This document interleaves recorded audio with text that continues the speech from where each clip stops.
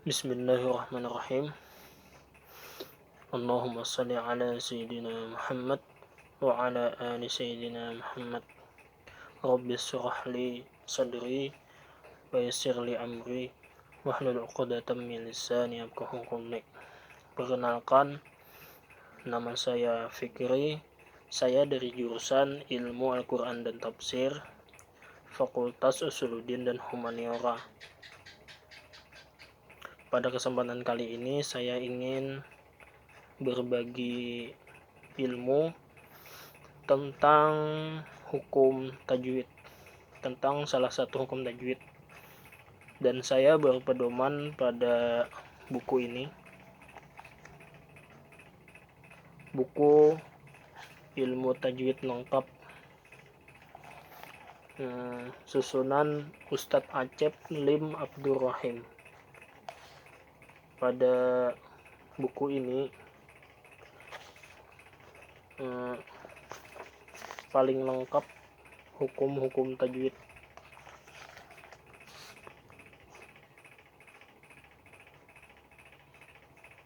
Nah, pada kesempatan ini izinkan saya untuk berbagi ilmu tentang hukum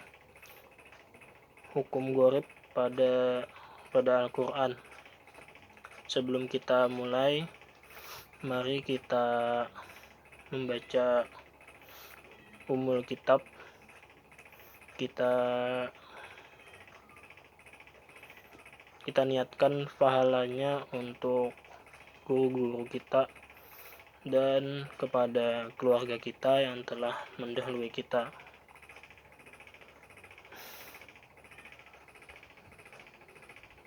Ila hadratin Nabi sallallahu alaihi wasallam. Al-Fatihah.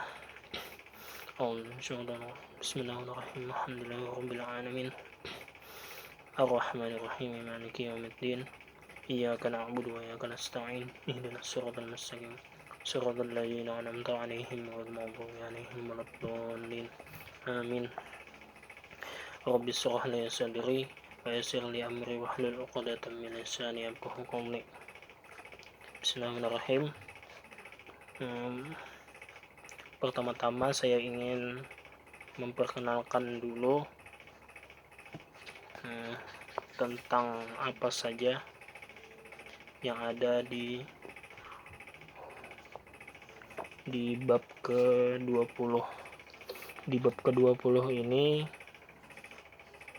tentang hukum gharib pada Al-Quran. Sebelumnya saya ingin menjelaskan tentang hukum gharib. Hukum gharib itu adalah tentang bacaan-bacaan pada Al-Quran yang asing atau yang jarang ditemui pada bacaan Al-Quran.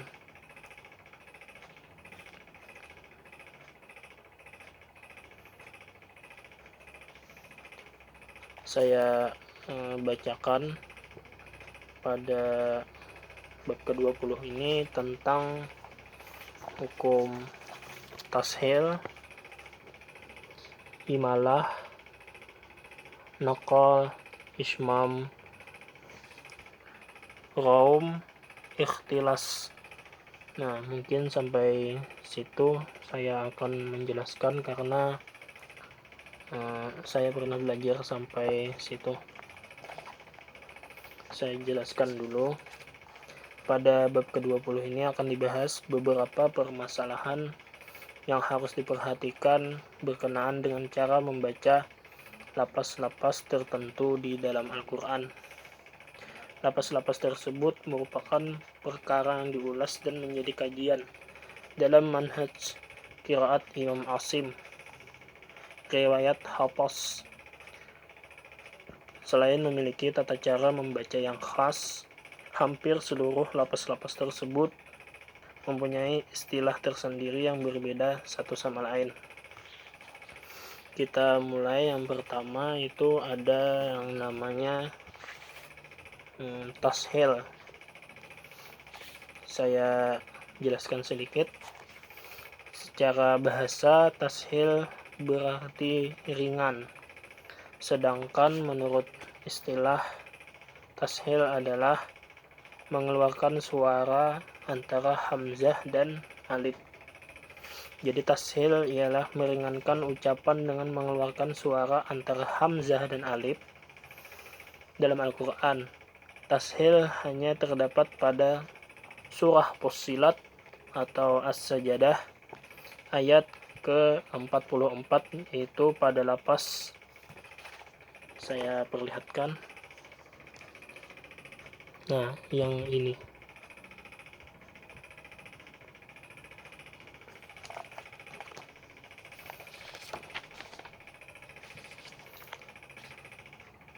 Saya jelaskan cara membacanya. Pada lapas tersebut, hamzah pertama dibaca biasa, sedangkan hamzah kedua yang ditampilkan pada huruf alif yang berharakat dibaca ringan antara hamzah dan alif tanpa mat, tetapi lebih dekat kepada alif. Tashil yang berarti peringanan ini bertujuan untuk memudahkan pengucapan. Dalam pengucapannya saya contohkan ajamiyun. Sekali lagi saya contohkan ajamiyun. Nah, jadi hamzah yang kedua itu dibaca secara ringan. Nah, ini lapasnya.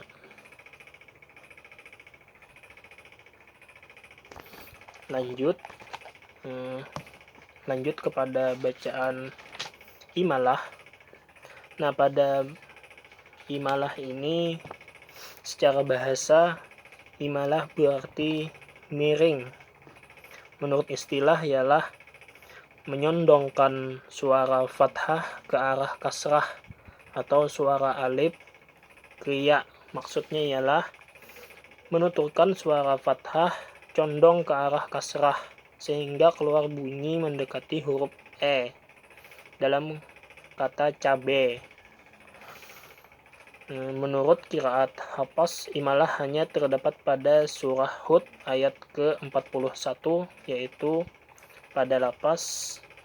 Nah, ini saya perlihatkan.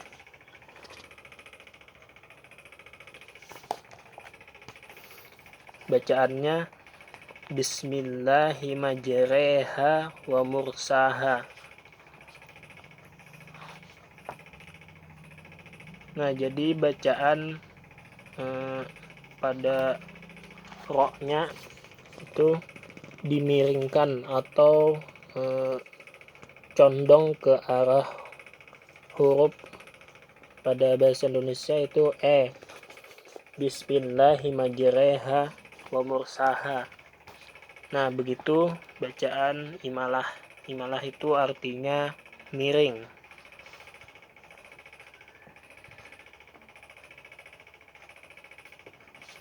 Lanjut lagi kepada pembahasan naqal.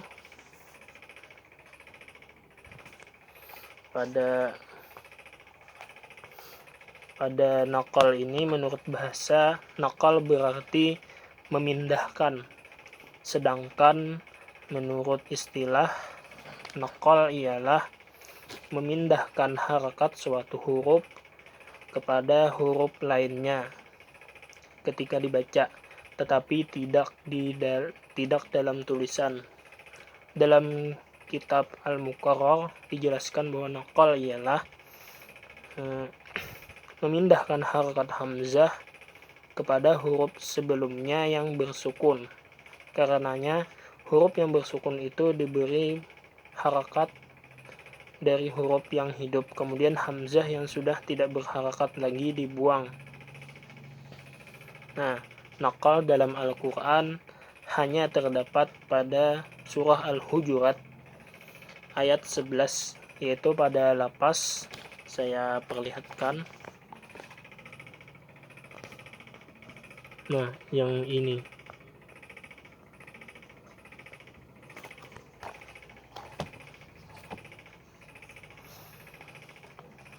Cara membacanya, harakat kasrah pada hamzah dipindahkan ke huruf lam pada alif lam yang mati, sehingga huruf lam tersebut menjadi hidup dan berharakat kasrah. Sementara itu huruf hamzah yang sudah tidak berharakat lagi itu tidak dibaca atau ditiadakan. Cara membaca naqal ialah bi'salismu.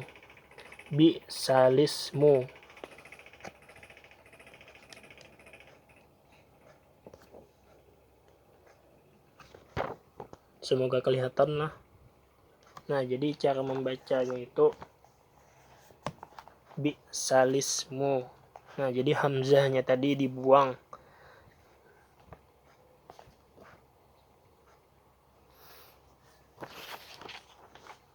Lanjut lagi kepada pembahasan selanjutnya, yaitu ismam. Nah, ismam secara bahasa yaitu ismam berarti moncong atau monyong. Sedangkan menurut istilah ismam adalah, secara istilah, ismam berarti memonyongkan dua bibir tanpa bersuara dan bernapas untuk mengiringi huruf yang bersukun sebagai isyarat dhammah.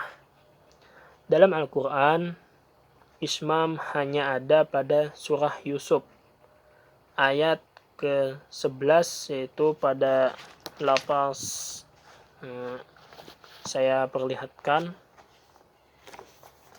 Nah, semoga kelihatan lah. Nah, lafaz ini dibaca la ta'manna. Nah, jadi la ta'manna tadi dengan bibir dihimpun maju, seraya ditahan sejenak ketika mengucapkan lafaz man, sehingga seperti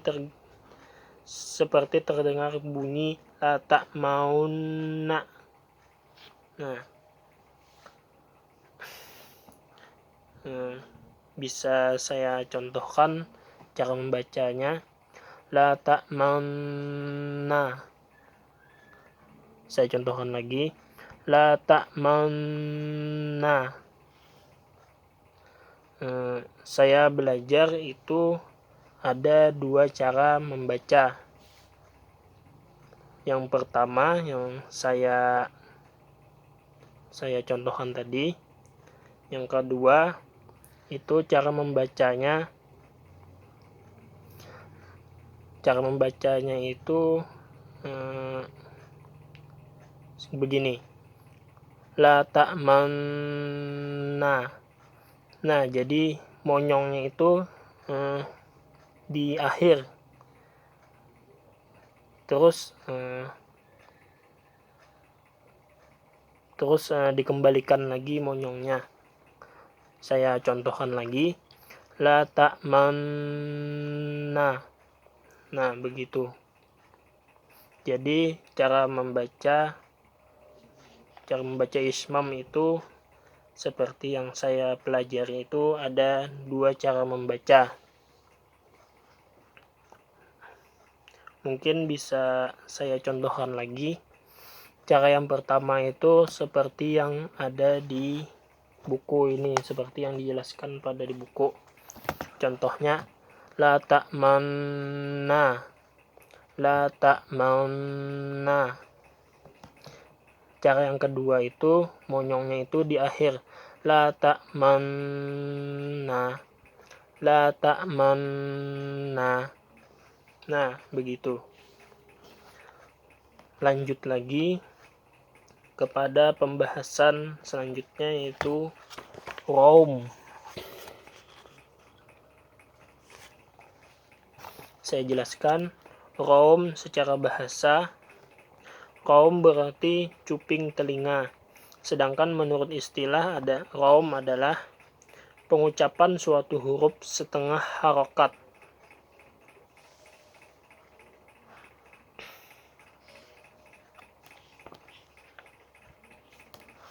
Raum lebih dimaksudkan sebagai isyarat pengucapan pada suatu lafaz yang diwakafkan, yakni ketika dua huruf yang sama-sama bersukun bertemu dalam proses penghentian bacaan. Contohnya saya perlihatkan. Nah, di situ ada bacaan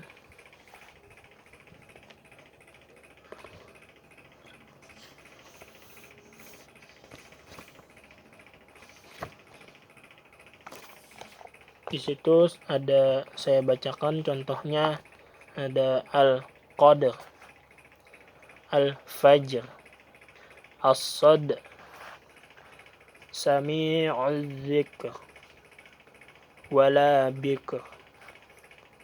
Nah, di situ contoh-contohnya.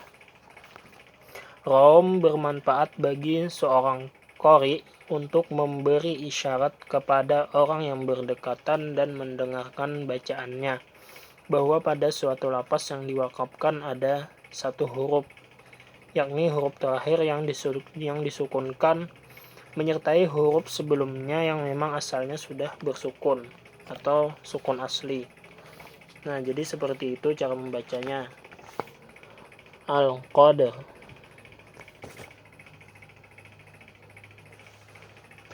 al-fajr, as-sad, sami'uz dzikr, wala bikr. Nah, jadi pada huruf terakhir itu disukunkan. Lanjut lagi kepada pembahasan terakhir, yaitu ikhtilas. Semoga kelihatan.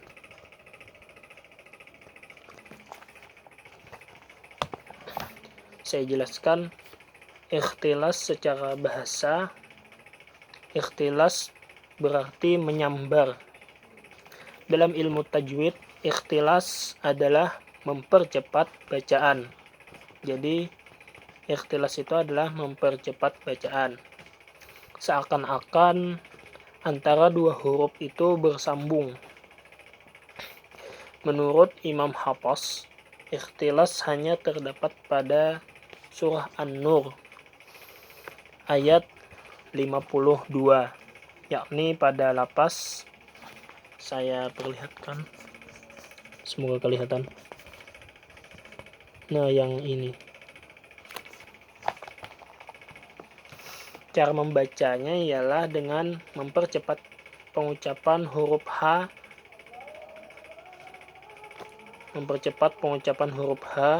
yang berharakat kasrah untuk selanjutnya dengan cepat berpindah mengucapkan huruf Fa yang berharakat fathah. Cepatnya peralihan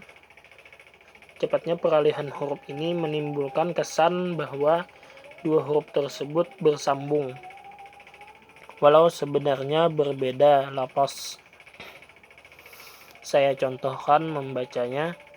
Wayat takhifa ulaika. Saya contohkan lagi. Wayat takhifa ulaika. Nah, jadi pada lafaz H itu dipercepat membacanya kepada huruf Fa, kepada selanjutnya itu. Nah, jadi wayat takhifa ulaika, wayat takhifa ulaika. Nah, jadi pada huruf H dan Fa itu dipercepat cara membacanya.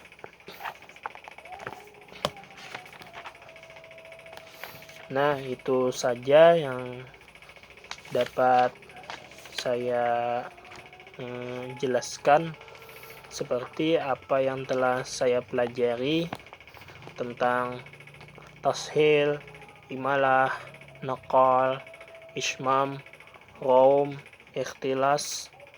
Nah, jadi keenam hukum gharib tadi itu adalah lapas-lapas yang asing atau lapas yang jarang ditemui karena hanya satu-satunya atau tidak banyak gitu ditemukan hukum-hukum itu di Al-Quran. Nah, itu saja yang dapat saya jelaskan. Bagi kawan-kawan yang ingin lebih belajar, bisa belajar kepada orang yang lebih bisa daripada saya. Untuk memperdalam ini, saya anjurkan untuk belajar pada guru-guru Al-Quran secara langsung, karena secara langsung itu lebih mudah dipaham. Nah, ini penampakan buku ilmu tajwid lengkap. Nah, di sini lengkap hukum-hukum tajwid yang pernah saya temui. Hanya ini yang pernah saya temui itu hanya ini, buku ilmu tajwid yang paling lengkap. Sekian, itu saja yang dapat saya sampaikan. Semoga ilmunya bermanfaat dan bisa menambah wawasan teman-teman. Tentunya ya, bagi yang ingin memperdalam atau ingin lebih mengenal hukum-hukum tajwid itu, saya sarankan belajar kepada guru-guru Al-Quran yang lebih mumpuni daripada saya. Nah, itu saja yang dapat saya sampaikan. Wabillahi taufik wal hidayah waridha wal inayah. Assalamualaikum warahmatullahi wabarakatuh. Dan berakhirnya sharing-sharing ilmu tajwid ini, saya akhiri dengan doa kafaratul majelis. Subhanakallah bihamdika asyhadu an la ilaha illa anta astaghfiruka wa atubu ilaik. Sekian.